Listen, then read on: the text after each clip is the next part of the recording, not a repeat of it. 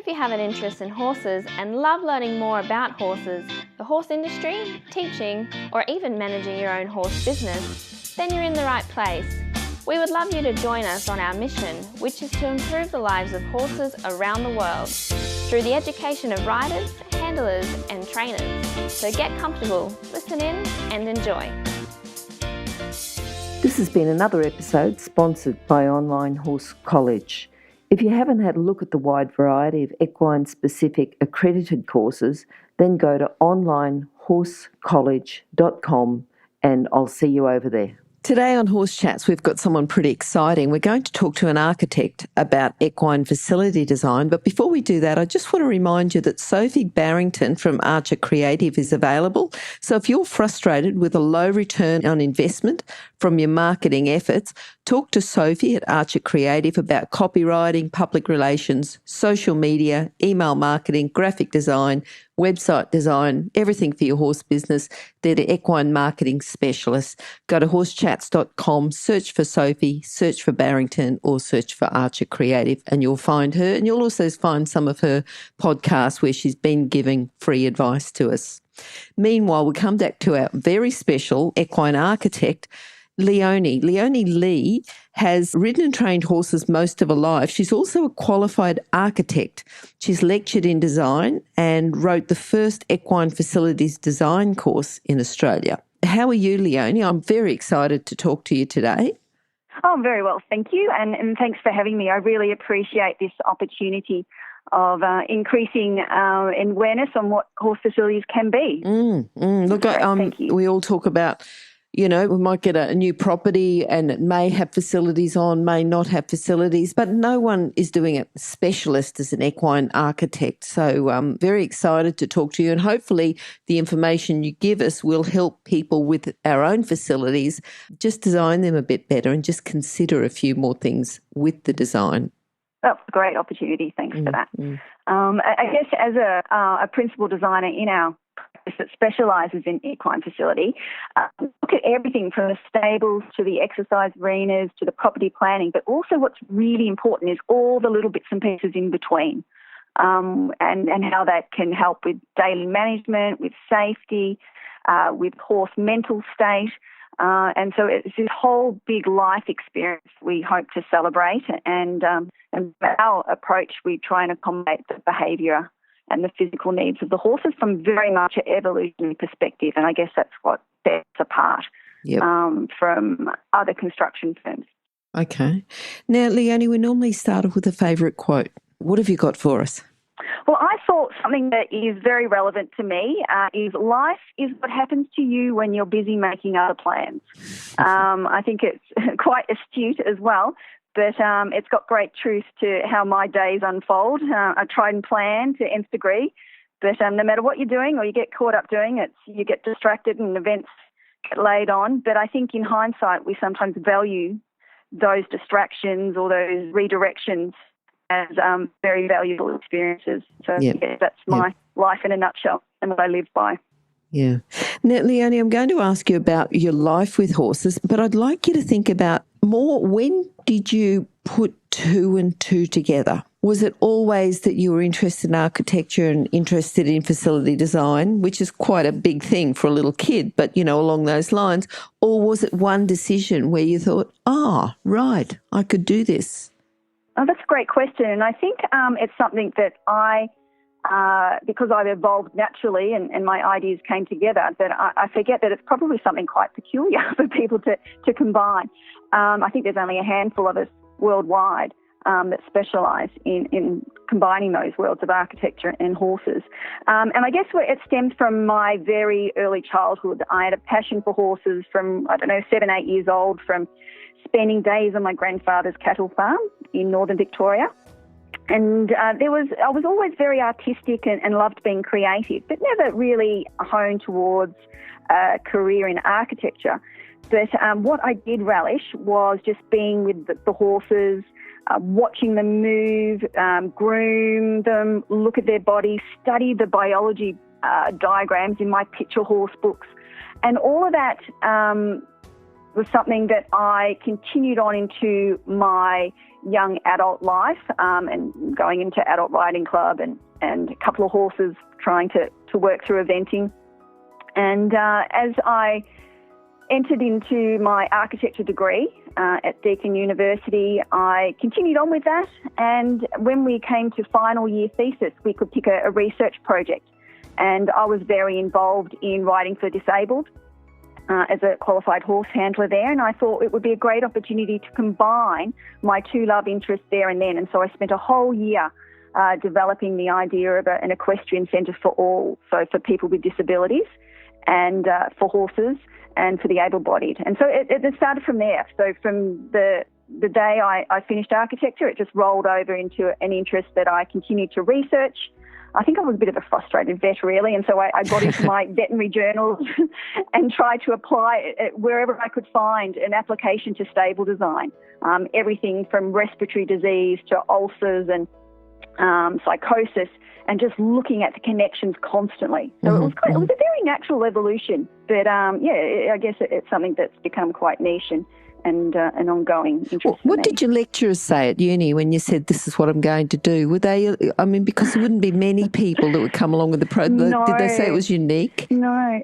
It was, and it was really interesting. I actually had to educate them a lot on what a horse could be and what a building needed to be. And I would admit to now, in hindsight, I very much was blinded by my traditions and what I knew horse management to be in, and it was something that it wasn't through no fault of my family or who I was connecting with, but it was at certain points when I, for instance, I remember reading Stephen Bodansky's The Nature of Horses, and that really turned my ideas on their head about what a horse is and stopped anthropomorphizing what a horse is. And from my architectural experience at uni, that's what people tended to see them as, either dogs or humans, and how you contain them. But the bonus of being educated as an architect is you're a problem solver. And so you look at the first principles of what is the problem. Okay, so I'm accommodating an animal. It's this heavy, it's this shape, it does this kind of movement. It might be prone to these certain behaviours.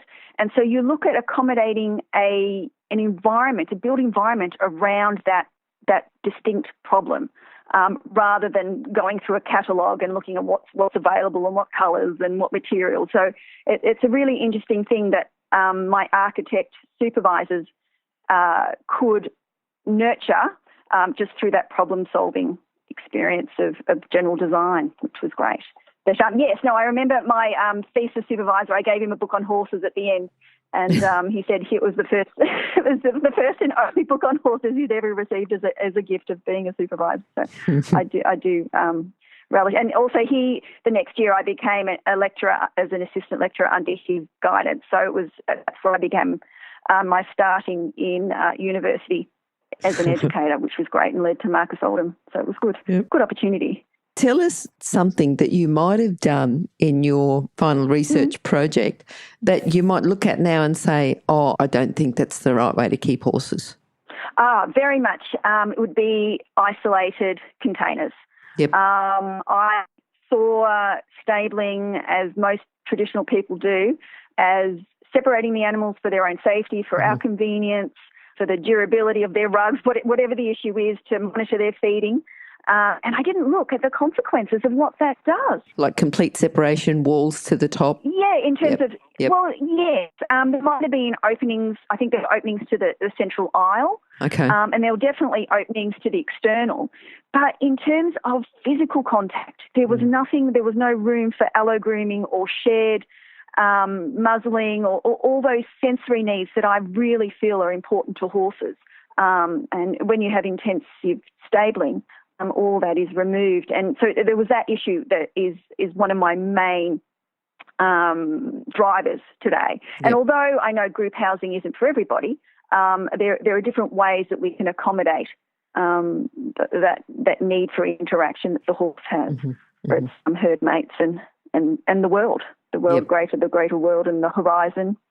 So, yeah, definitely. That was was a part that I would develop further now. And to the point that even if I do a little stable complex for a small private herd of loving leisure horses, I still try and create a space where they can come together and rest and eat, or be separated out and eating close by, but where they can actually move and be horses in amongst the herd, if they choose to be. Yeah. In a wind protected and sun protected element. So it's one of those things that is the drive for my designs now.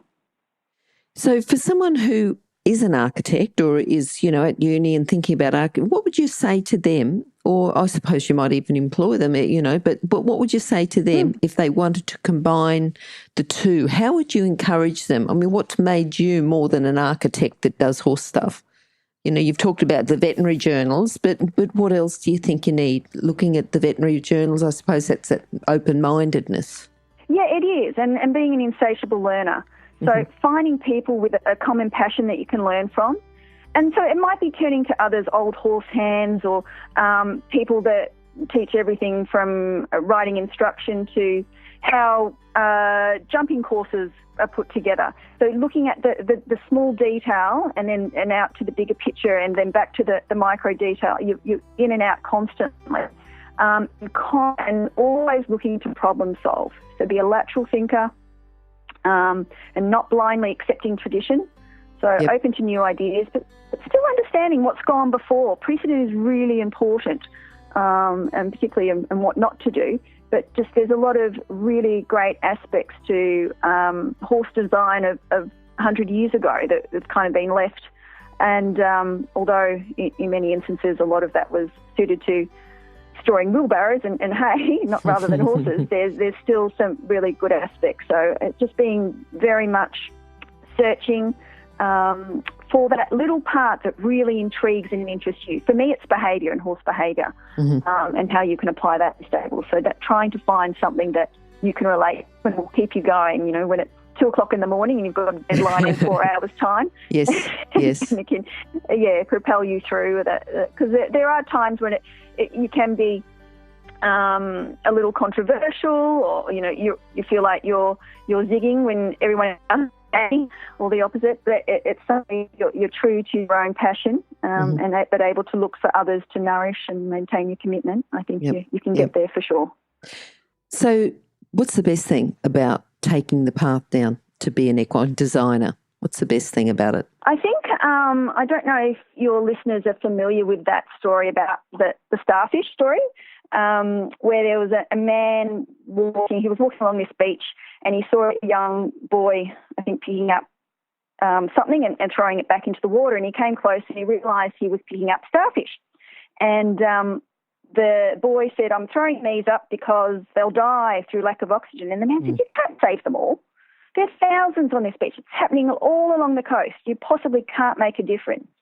And then I think the boy looked up and he frowned, and then he picked up another starfish and he smiled as he threw it back in the sea, and he said, "I made a huge difference to that one." Yes. And I think making a huge difference to that one propels me to do the next project, to do the next talk, to do the next webinar, whatever it is, the next article. I write in Horses and People magazine. It's just one of those things that, because many years ago, on my grandfather's farm actually, I witnessed all these horses. They were coming off a big transport truck, and they needed to rest somewhere on the way to the sale yard, which is essentially codes. They're going to the abattoirs. And my grandfather opened up his farm for them, and they were all running down the race and through lanes and everything, kind of for their last night. And most of them were still platted up with the promise of a new life, but which was never going to happen. And for me, I just thought, if I one day, and this was me about 7, 8, 9, if I could make one of these horses, although I wanted to save them all, if I could make one of them reach their potential or to be at their optimum well-being, in my own 7-year-old speak, that would have been then, that would mean the world to me. And I guess that's what drives me now. And although I can't save all the starfish and all the horses, if I can just tell somebody, look, if you really think about putting that dark material there on the north side of a building, you realise the heat that transfers to that horse overloads them even on a winter sunny day. Yep. Because their thermoregulatory system is very different to us, and what they can tolerate is much cold weather, much easier than warm weather. Mm-hmm. If I can make difference, that awareness that yes. to that one horse who's standing in that one shelter. Yep. Exactly. And if it makes somebody's development just be a little bit more aware, or that horse, because a lot of respiratory disease monitored, but many horses don't undergo scoping because there's no outward signs.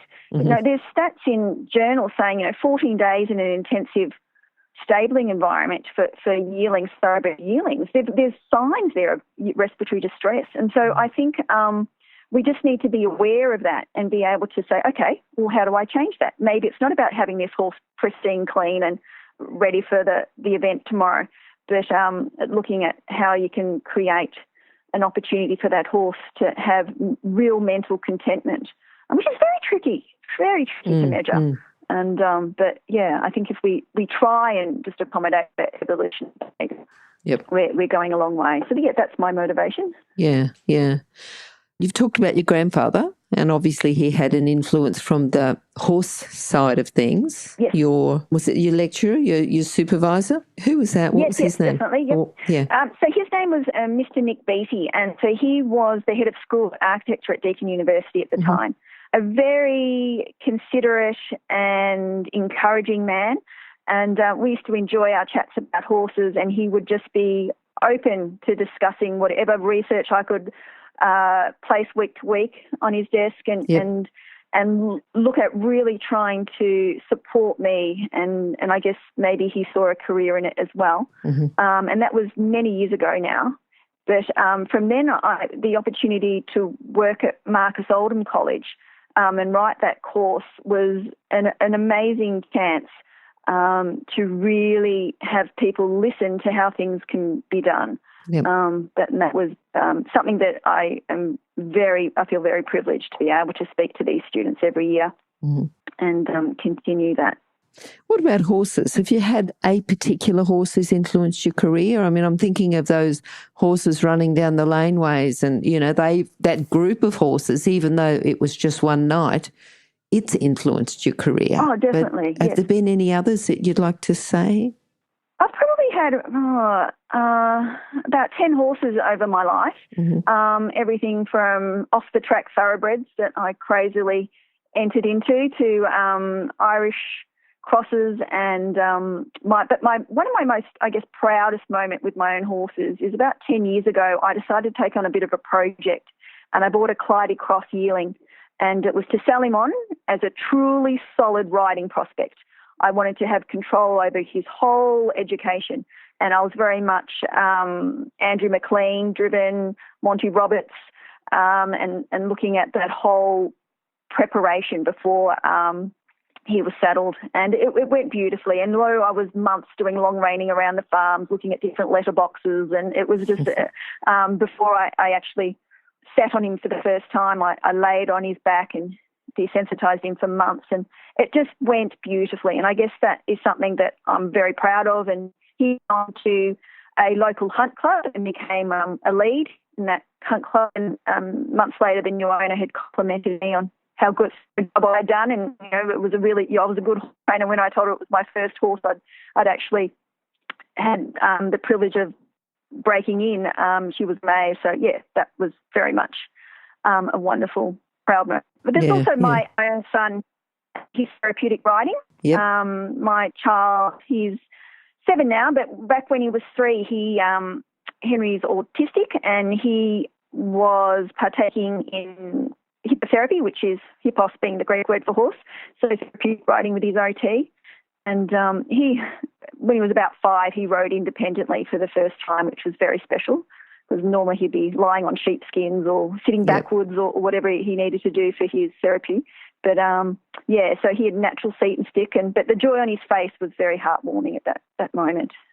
He had no fear, but that's another issue we're working with. But so good, lots of little horse instances that kind of you're like, okay, so that's how they're. And for instance, we're doing an arena at the moment equestrian centre, and there's the prospect of doing RDA in this arena. And so I'm bringing, my experience with my son, but also my RDA horse handler of 20 years ago, that experience in.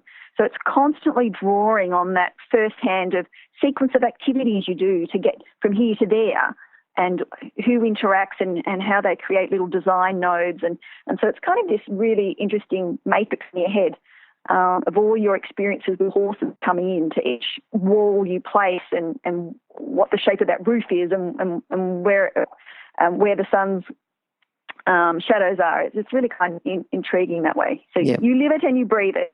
Yes. You do, and you dream it. Yep. Very much. Yep. Thinking about yourself now in equine facility design, what's been your proudest moment there?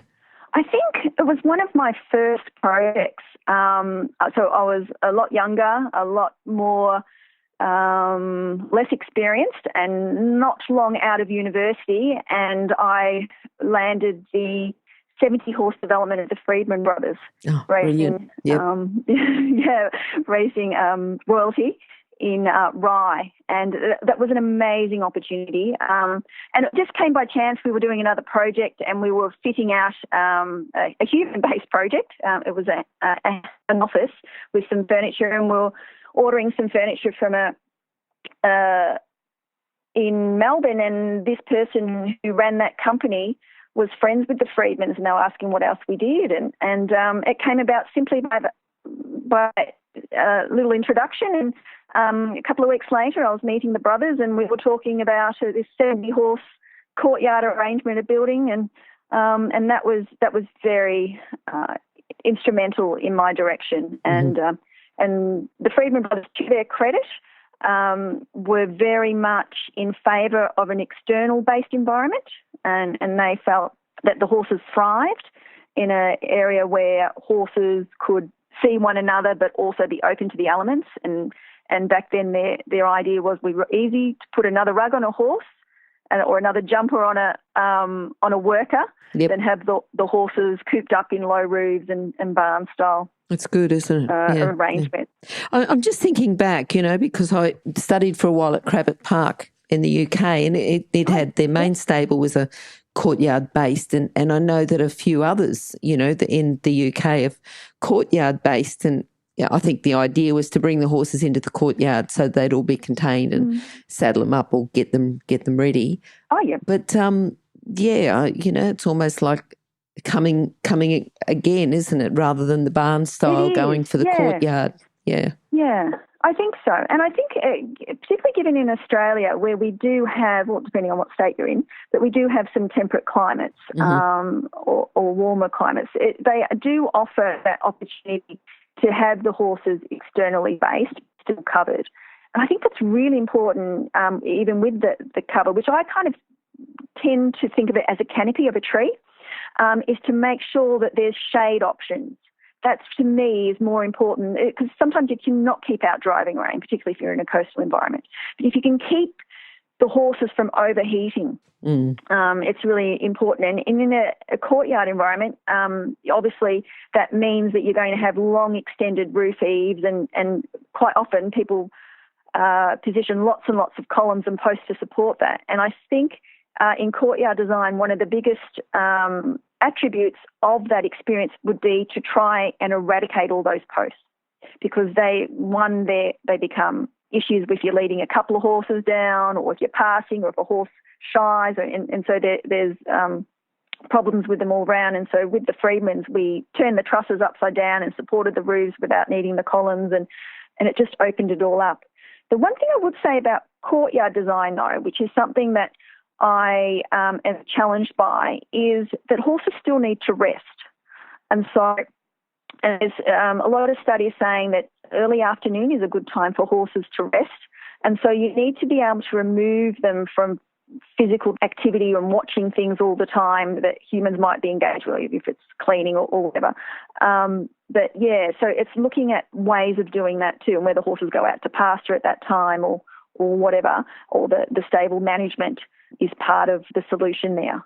So yeah, but I think courtyards, there's a lot of scope for combination courtyard barn environments, I think too. So where courtyards are back to back, Okay, so you've got yes. the best of both worlds. Yep. Yeah, and then you can look at seasonal change. And some horses do not settle in barn environments, but they settle in courtyards. And I know with Mackay Diva, she wouldn't settle in a courtyard environment when we were down at the Freedmans. And so there were several long yards at the back of the courtyard, which although were very large and spacious and, again, a big canopy roof, what they lived out on was far less active. And so that's where she settled. And so it really depends on the horse. And I guess designing a house for a person, you know, if somebody's into their movie theatres and their gyms, you know, versus somebody who's into their libraries and, I don't know, or needs a rumpus room. It's in that adaptability and that flexibility is I think, the key, rather than one design fits all out of a catalogue. I think that's where your consultation with the owners would come in, wouldn't it, you know, beforehand? Yes. To see exactly what the requirements are. Yeah, and we call it a bit of a wish list. And I've got this, I've developed this 5-star mode of design where everything centralises around the horses, but you've got the people and their wish list and what their budgets are and their aesthetic preferences, so how it looks. And then you've got construction and materials, and that comes into their ideas as well. And it kind of all just simulates and it's almost like it goes through this machine and this everlasting gobstopper pops out at the end, and that's the design that you synthesised. It's interesting that you've gone to a 5-star and you're going back to the starfish story. Oh, that's really interesting. No one's ever, yeah. Oh, I've never made that connection. Both of those are in my head. So, yeah, interesting. Thank you for that. I'll work with that and develop that idea. Yes, yeah. Leonie, ulcers. What are you doing to minimise ulcers? Okay, so a couple of things in terms of the scientific research and journals is, one, obviously the foraging. So the horses, how they're evolved to forage for so many hours of the day, head down, so that whole position, which helps with drainage of mucus and dust, as well as digestion, can help. But also I like to create an environment where they have unlimited access to foliage, so your hays, and create that. So that's number one. And I definitely do not support high hay racks or anything above chest height for animals that have evolved to graze on the ground, as well as they can be an issue with getting hooves stuck. And I've seen a horse hanging from one of those before, which wasn't very nice. So you've got that. So that's one side of it. And the other side is to try and minimise the stress that the animal is under. And again, this becomes tricky because we obviously can't chat to them about it, but looking for signs in other evidence-based scientific studies where heart rates of horses are reduced when they are groomed by one another, when they see other horses, when they see externally what a noise is behind them rather than a chainsaw or a tractor happening in a place that they can't make visual contact and comprehend. And we all know that horse, that adrenaline surge, and when the horse realises that it's not in danger, it can bring that down quite quickly. And if we can try to minimise the chances of that happening and how that connects biologically with the horse's gut, and the stabling environment is very important. And constant access to the horses, I think, is very, very important. And simple things like the horse's vision is very different to ours and how it adapts to light. And so putting them in dark places from light to dark, so if we're coming from the outside to a space that isn't very daylight filled and maybe relies on artificial lighting, it can be quite stressful for an animal. And some horses habituate or desensitise quite quickly, but still there's that constant sensory challenge for them. So if we can have spaces that have even daylight, and simple things like that can really help with simple things like ulcers, and just by creating an environment that minimises stress. Although, it's something that I need to delve into, do some evidence-based studies and research myself, and this is my future direction. But in terms of all the indicators, would say that would be advisable from every aspect of the built environment. Yep. Thinking about just to going out and looking at people's property, houses, just generally, and they might be just private owners, they might be other public places. What's some of the common faults that you see with their facilities? I think one of them is very low ceilings. For the size of this animal, and whether you're talking about it, even a pony, to these large warm bloods, that quite often things are built to a minimum, and minimum height clearance. So when the horse maybe puts its head up high, it doesn't hit it, but it simply reduces the air change capacity and what's available up there for fresh air, and possibly even how the natural passive ventilation works through the building. That would be definitely a common fault: too lower ceilings and too smaller spaces. And another one is not thinking about how horses behave with one another and what they need. Isolating them. Yeah, that would be the big thing that needs addressing for sure. Sure. If you're an equestrian coach or a horse riding instructor, or even if you aspire to be one, have a look at the free video series for horse riding instructors on the Horse Chats website. Go there now. Have a look. horsechats.com. Okay. Now, Leonie, have you written a book? No, not as yet. It's in the making. Because I'm thinking, where can people get ideas then? To get ideas about equine facilities, equine design. How can they do that? Have you got something you could recommend? Definitely. I've just completed. I've completed a 10-part series in Horses and People magazine. So over the last couple of years, every couple of months, there've been great supports of my ideas. And so it starts at the history of horses and the whole idea of history of horses and stables, and how culture and status has formed our domesticated looking buildings, and now they're a little bit more agriculturally based buildings. And so it talks about all that, the consequences of what we do and how we accommodate behaviour. So that's a starting point, and they're available online if people don't have the physical magazines. Okay. We'll put the link to them in your page too at Horse Chats. So it'll be horsechats.com/Leonie Lee, and we'll put those details there. Wonderful. Yep. That's great. And I also, I'm a little bit slack on the social media side, but I've launched my own page, Leonie Lee, and in brackets called the Equitecture. Okay. So essentially equine architect, and Equitecture Horse Facility Design is another Facebook page. And I'm also going to Equitana. I've been selected for the second year in a row to be an educator there, and which is wonderful. And surrounding that whole horse festival, I've decided I'm going to offer some free workshops on stable design. So if people are interested in that, they'll be in the Geelong and Melbourne areas. They can contact me and on the Facebook or my email, and we can go from there if anybody's. Oh, sounds. I'm sure that people will be. Yeah, I'm sure.